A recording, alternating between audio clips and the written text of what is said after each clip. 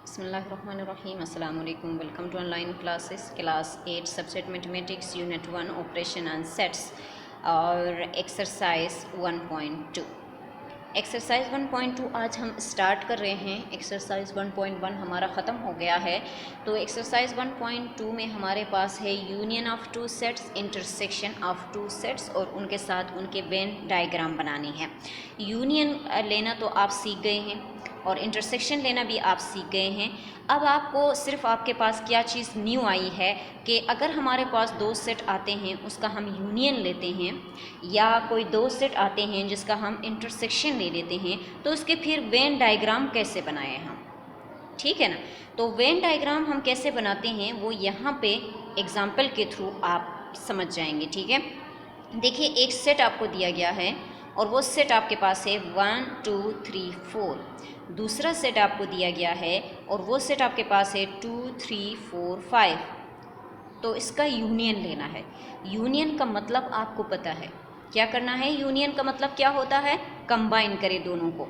ठीक है, तो हम जब दोनों को कंबाइन करेंगे तो 1 आ जाएगा, 2 दोनों में मौजूद है, एक मरतबा लिखेंगे, 3 दोनों में मौजूद है, 1 टाइम पे लिखे, 4 दोनों में मौजूद है, उसको भी एक मरतबा हमने लिख लिया, फिर 5 को लिखेंगे। तो देखिए आपके पास यहाँ पे जब हम इसको यूनियन इसका ले लेंगे तो वो हमारे पास 1 2 3 4 5 आ जाएगा।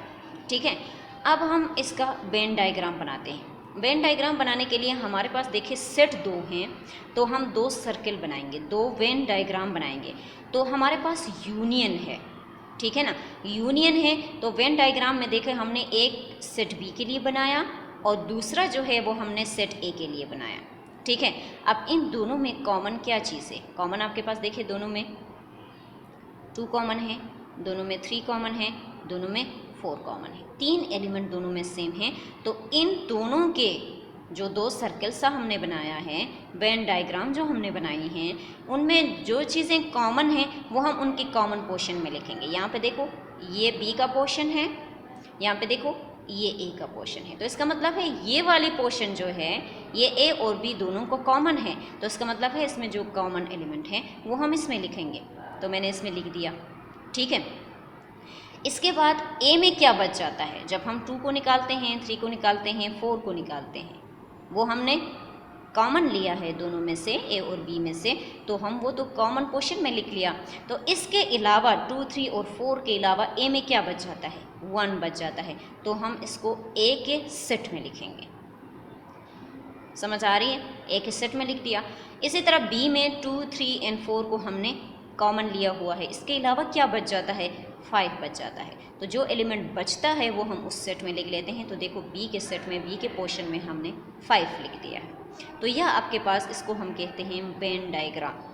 अब हम इंटरसेक्शन की तरफ आते हैं। इंटरसेक्शन में देखो set A set B, intersection और यूनियन दोनों में आपके पास दोनों 2 सेटों का होना ज़रूरी होता है, ये आप जानते हैं। ठीक है, सेट ए में आपके पास 3 एलिमेंट हैं, सेट बी में आपके पास 4 एलिमेंट हैं। सेट ए के एलिमेंट आपके पास 1 से लेकर 3 तक, सेट बी के एलिमेंट 2 3 4 एंड 5 है। ठीक है ना। अब हम 2 सेट रिप्रेजेंट कर रहे हैं। ये जो यू लिखा हुआ है इसका मतलब होता है यूनिवर्सल सेट। ठीक है, तो अब यहाँ पे हम 2 वेन डायग्राम बना रहे हैं। एक सेट ए है और दूसरा आपके पास सेट बी है। अब हम सेट ए और सेट बी में देखते हैं हमारे पास कॉमन क्या आ रही है। हमारे पास 2 कॉमन आ रही है, हमारे पास 3 कॉमन आ रही है। तो हम इसके जो कॉमन वाला पोर्शन है उसमें हम 2 और 3 को लिख देंगे। सही है, हमने लिख दिया यहाँ पे। अब आप 1 में देखें 2 और 3 को निकालने के बाद इसमें क्या बच जाता है, इसमें 1 बच जाता है। तो हम 1 को ए के साथ लिखेंगे। फिर आप बी में देखिए क्या बच जाता है, 4 और 5 बच जाता है। तो हम 4 और 5 को बी के साथ ही लिखेंगे, बी के पोर्शन में लिखेंगे। तो ये आपके पास क्या है, आपका वेन डायग्राम बनाने का तरीका है। ठीक है, अब हम आ जाते हैं एक्सरसाइज की तरफ। एक्सरसाइज आपके पास 1.2 है। If a equal to 2 8 12, b equal to 10 12 16 और c equal to 6 12 and 10, use Venn diagram to represent. आपको 3 सेट दिए गए हैं, एक सेट ए है, एक सेट बी है और तीसरा सेट सी है। इस सेट को आप क्या करेंगे, इन तीनों सेट का आप वेन डायग्राम बनाएंगे। ठीक है, वेन डायग्राम कैसे बनाएंगे, A union B union C, A union B union C, ठीक है। इसको आप बनाएंगे वेन डायग्राम। तो ए के सेट आपके पास 6 है, 2 है, 8 है और 12 है। बी के सेट आपके पास 10 है, 12 है और 16 है। सी के सेट आपके पास 6, 12 और 16 है। Now A union B union C करना है। अब जब आपके पास 3 सेट होंगे तो हम 3 वेन डायग्राम बनाएंगे, जब 2 सेट होंगे तो हम 2 वेन डायग्राम बनाएंगे, ठीक है। अब पहले ब्रैकेट के अंदर वाले जो एलिमेंट होता है उसको हम सोल्व कर लेते हैं। तो पहले इन दोनों को हम सोल्व करेंगे, हमारे पास ये आ जाएगा, ठीक है। अब इसका यूनियन फर्स्ट सेट के साथ ले लेंगे तो हमारे पास 2 से लेकर 18 तक एलिमेंट आ जाते हैं, यानी हमारे पास सारे इवन नंबर आ जाते हैं, ठीक है। अब हम वेन डायग्राम बनाते हैं। वेन डायग्राम बनाने के लिए एक सेट ए है, एक सेट बी है, एक सेट सी है। इसका मतलब है 3 सेट हैं, तो जो वेन डायग्राम बनेगा वो भी हमारे पास 3 बनेगा। देखो, एक को ए कहा, दूसरे को बी कहा और तीसरे को सी कहा। अब ए, बी और सी में सबसे पहले कॉमन एलिमेंट निकाला है। ए, बी और सी में कॉमन एलिमेंट आपके पास क्या है वो आप देख लें। तो आपके पास ए, बी और सी में तीनों में तो कोई चीज़ कॉमन नहीं है। अलबत्ता आपके पास यहाँ पे 12 है तीनों में कॉमन। देखो, सेट बी में भी 12 है, सेट सी में भी 12 है और सेट ए में भी 12 है। तो 12 तीनों में कॉमन है, तो हम इसको इन तीनों के जो कॉमन वाला पोर्शन होता है हमने उसमें लिख दिया। उसके बाद ए में क्या बच जाता है, देखो 2 और 8 बच जाते हैं। 12 को निकालने के बाद 12 तो कॉमन में चला गया, तो हम यहाँ पे लिख लेते हैं 2 और 8। इस तरह बी में क्या बच जाता है 12 को निकालने के बाद, 10 और 16। तो देखिए वो हमने बी के पोर्शन में लिख दिया 10 और 16। इसके बाद सी में क्या बच जाता है 12 को निकालने के बाद, 6 और 18। तो हमने 6 और 18 सी के पोर्शन में रख दिया है, ठीक है। इसके सेकंड पार्ट की तरफ आते हैं, इंटरसेक्शन वाला कर लेते हैं। ए इंटरसेक्शन बी इंटरसेक्शन सी।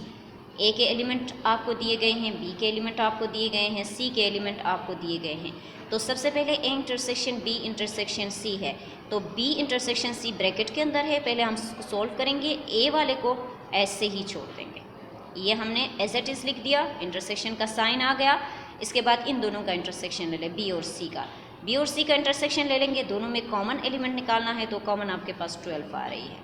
अब अगेन इस सेट के साथ इस 12 का आप इंटरसेक्शन ले लेंगे तो आपके पास 12 आ रहा है, ठीक है। अब आप इसका वेन डायग्राम बनाएं। हमने सेट ए लिखा, सेट बी लिखा और सेट सी लिखा। सेट ए, सेट बी और सेट सी में तीनों में 12 जो है वो कॉमन आ रहा है।